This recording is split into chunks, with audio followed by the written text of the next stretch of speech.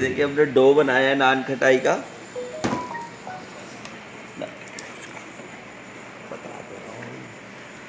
नान खटाई के लिए हम 100 ग्राम देसी घी यूज करेंगे। हमने ये देसी घी में बनाया डो।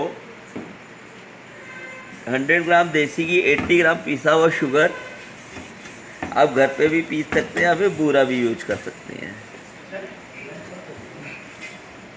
उसके बाद आप उसको अच्छे से शुगर और घी को अच्छे से मिक्स कर लेंगे। घी अगर आप थोड़ा सा मेल्ट कर देंगे 10 सेकंड 20 सेकंड के लिए माइक्रोवेव में।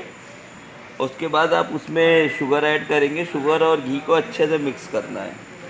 मिक्स करने के बाद उसमें आप मैदा ऐड करेंगे 2 कप, हाफ कप बेसन और 1 टीस्पून सूजी और 2 पिंच बेकिंग पाउडर।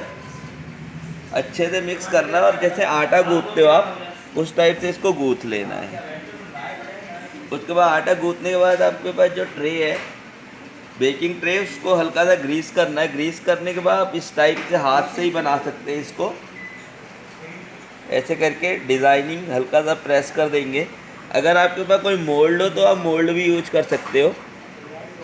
आप मोल्ड से डिज़ाइन कर सकते हो इसका, जो भी आपको डिज़ाइन या शेप देनी है। तब तक आप अपने अवन को प्रीहीट पे लगा देंगे।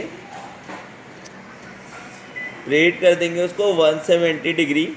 कितना छोटा बनाऊंगा पोज कर दें।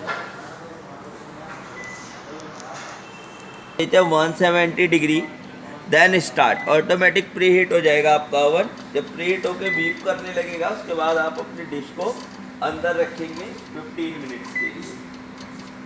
हाँ